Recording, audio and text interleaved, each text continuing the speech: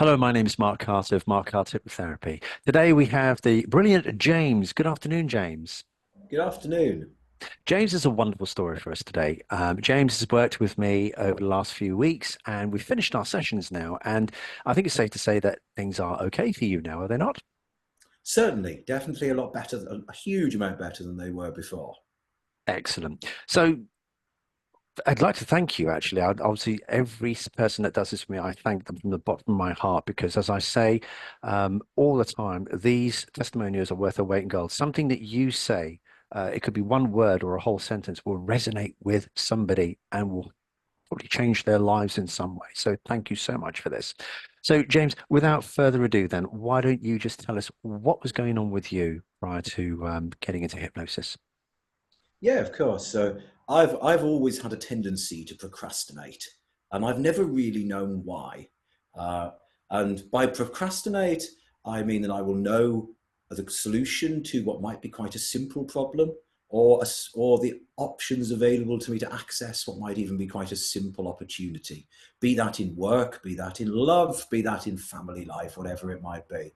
And I know that I want to do it, but for whatever reason, I will find myself scrolling through Facebook or doing crossword puzzles or going out for a walk or doing whatever it takes not to actually do what I want to do. And I found this very frustrating. And it would be fair to say, as I outlined to you, Mark, at the very start, that there was also the frustration caused by the lack of achievement, which was the root cause here, was the procrastination, was starting to make me a bit of an angry, bit of a stroppy, bit of a bad-tempered person. Mm. And not in a massive way, but in an irritating way that my mother would have described as cantankerous. And I didn't want to be an angry person, but more importantly than that, I have a lot of things right now that I want to achieve, problems that I have a solution to, opportunities that I know how to access, but Mhm. I just was not accessing. And I had a very good friend who I won't name in this video, but I had a very good friend who was one of Mark's prior clients, and just so happened in an ad hoc conversation in the outside area at a club in London to recommend the services of Mark. And that was, Mark, how I originally engaged with you and found your services as somebody who I would trust to help me. That, and you may not like the phrase I use, but rewire my brain to deal with these matters more effectively. Your brain. Call it what you like.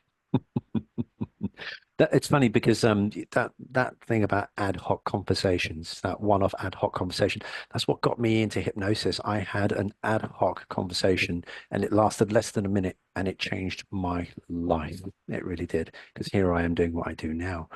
So that's wonderful. Thank you. So you found me via a friend, and Yes.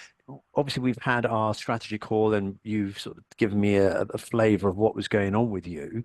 Um, how did you find your first session of hypnosis?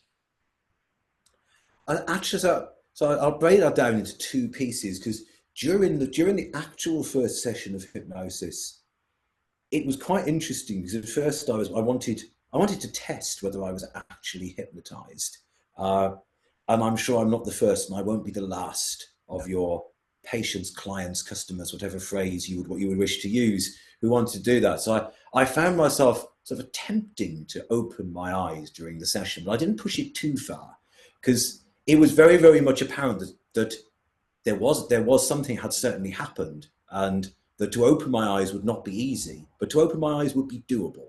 That's how I describe it. It felt quite relaxed. It didn't feel immensely powerful during the first session. By far the most powerful feeling session was number three with the Mm, train, a mm, metaphor. mm, Uh, but then I remember contacting you not that long afterwards because I was expecting nothing to happen. mhm. I wasn't expecting anything to happen until the combined impact of at least two, maybe three, possibly even all four sessions. And I'm sure you'll recall, Matt, that I reached out and said, actually, I feel I'm behaving slightly differently, not radically differently, not as in day one we're a 0 out of 10 and by day three we're a 10 out of 10. Life would be fantastic if that happens, and maybe in 100 years' time Yeah. we'll have technologies that allow us to go into like a little pod and come out precisely who we want to be. But these sort of things are iterative. But what I would say in terms of like this type of feedback is the results for me, and I can only speak for me personally, came much faster than I anticipated. Yeah. And within a few days, I think it was, maybe a week maximum, so I made a little bit of a delay to the second session, because it wasn't long after the first session. I sort of sat back of an evening, I've made decisions here today. They were small decisions. They were not, as I've put it to you earlier, Mark, gnarly decisions. They were small Yeah. decisions. They were simple, easy decisions to make. Yeah. But Yeah. they were decisions that I would have still, for whatever reason, decided to put off, to Mm. delay, Mm. to procrastinate, and I Mm. didn't. Mm. So going back to your original question, when I was actually having the first session, it felt so relaxed, not as intense as I might have expected it to be. So I came out at the end of it thinking, I'm not sure this is going to do anything. But by Mm. the end of the first week, I was genuinely surprised. And Mm. the impact, there was a measurable impact. We're in a better Yeah. place again now, but there was Mhm. a measurable impact just from Mhm. one session. I mean, I remember that text message coming through asking, is it normal to actually feel this way after your first session? And I was sat in this, I don't know, probably Cafe Nero somewhere, and it always puts a smile on my face when I do get those text messages Mm. to say, hey, really? Is this supposed to be Yeah. like this?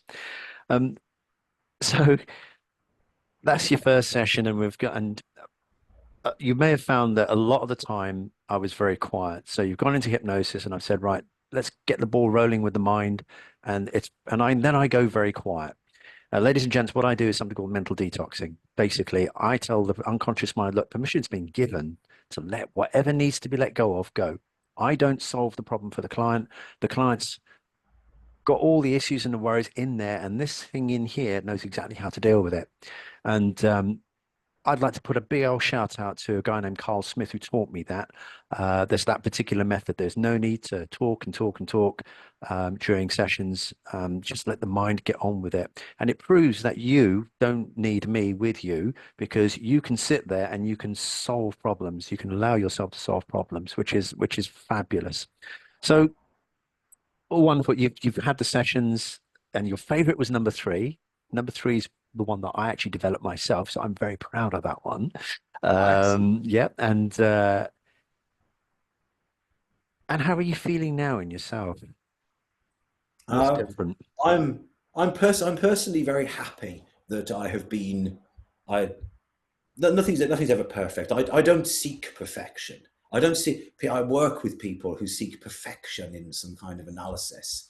I don't seek perfection in anything that I do. I seek close to perfection.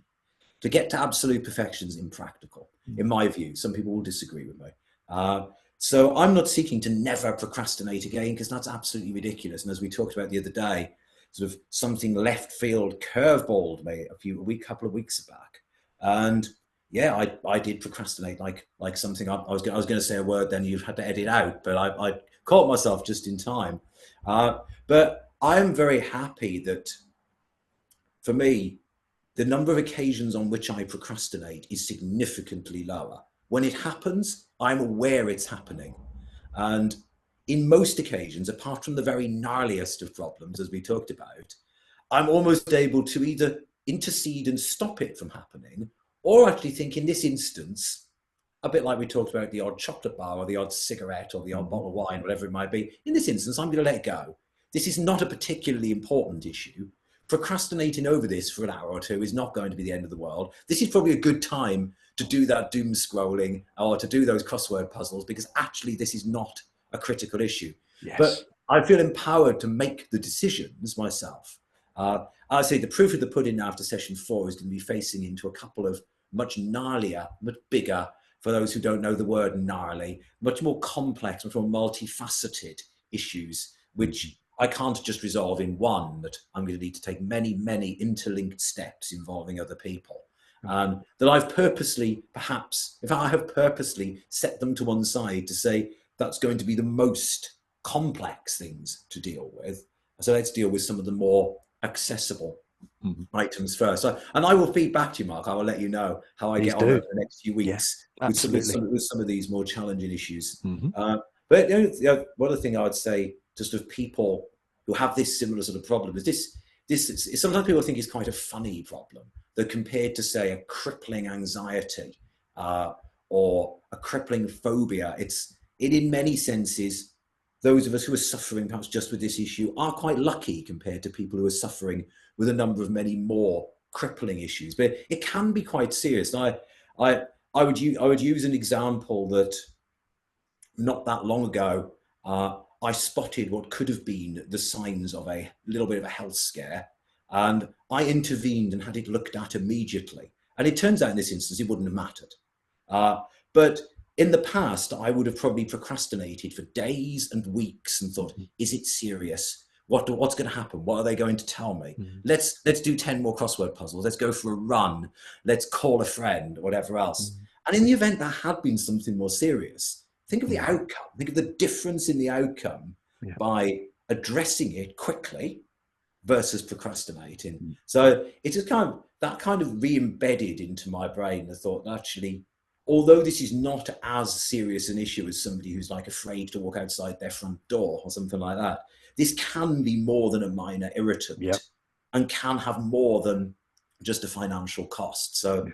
I'm delighted at the moment to feel empowered to deal with those kind of things, the negatives, if you like, Mm-hmm. but also hopefully, and I know you hate the word hopefully, but I'm going to hold the word hopefully for the second until I've actually actioned it, All right.